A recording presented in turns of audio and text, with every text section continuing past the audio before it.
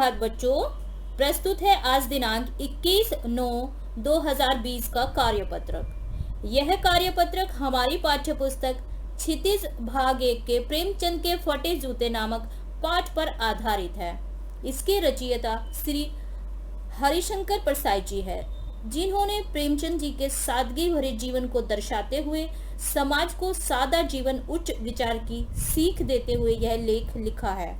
तो आइए पढ़ते हैं आज का कार्यपत्रक, जिसमें गद्यांश को पढ़कर उस पर आधारित प्रश्नों का उत्तर देना है। मैं चेहरे की तरफ देखता हूँ, क्या तुम्हें मालूम है मेरे साहित्यिक पुरखे कि तुम्हारा जूता फट गया है। यहाँ पर लेखक श्री प्रेमचंद जी को संबोधित करते हुए कह रहे हैं कि मैं तुम्हारे चेहरे की तरफ देखता हूँ, क्या तुम्हें मालूम है मेरे साहित्यिक पुरखे, उनको साहित्यिक पुरखे कह रहे हैं, तुम्हारा जूता फट गया है और उंगली बाहर दिख रही है। क्या तुम्हें इसका जरा भी एहसास नहीं है? जरा लज्जा, संकोच या झेप नहीं है?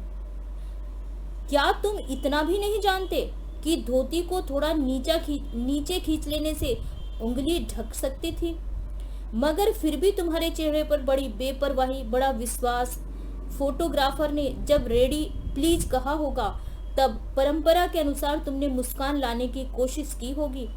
दर्द के गहरे कुएं के तल में कहीं पड़ी मुस्कान को धीरे धीरे खींचकर ऊपर निकाल रहे होगे कि बीच में ही क्लिक करके फोटोग्राफर ने थैंक यू कह दिया होगा। विचित्र है यह अधूरी मुस्कान। यह मुस्कान नहीं, इसमें उपहास है, व्यंग है। तो इस गद्यांश को पढ़ने के बाद इस गद्यांश पर आधारित कुछ प्रश्न हैं जिनका उत्तर हमें देना है। तो आइए पढ़ते हैं प्रश्नों को।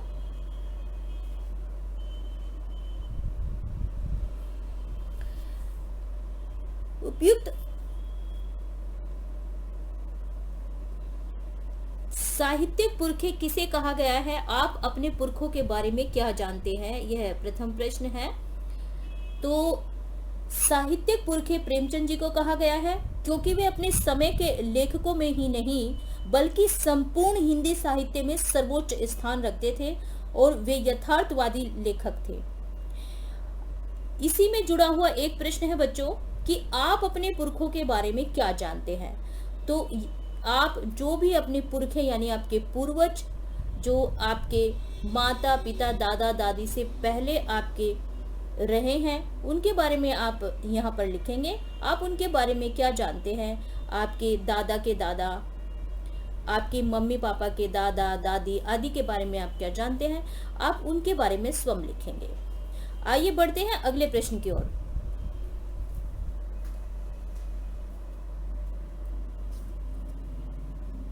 अगला प्रश्न है, लेखक को प्रेमचंद की मुस्कान में क्या दिखाई देता है?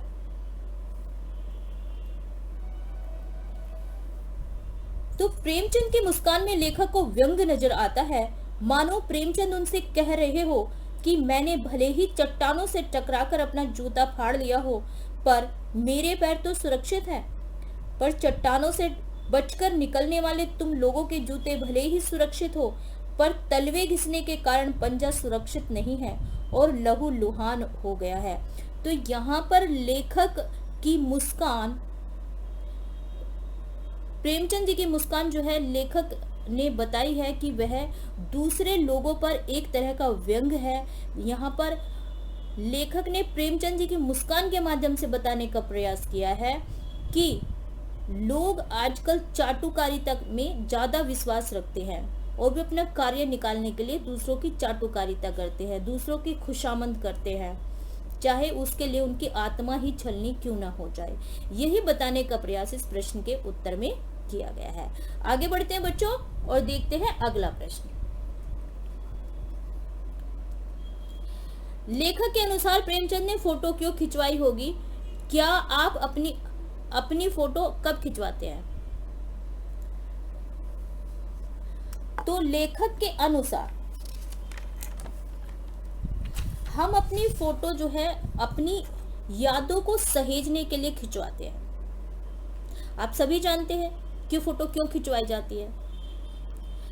फोटो हमारी स्मृति को सहेजने का एक माध्यम है। तो हम अपनी फोटो इसीलिए खिंचवाते हैं जिससे हमारी यादें जो है सुरक्षित रहे। तो प्रेमचंद जी ने भी शायद इसी कारण से अपनी स्मृतियों को संजोने के लिए ही फोटो खिंचवाया होगा। आगे बढ़ते हैं और देखते हैं अगला प्रश्न।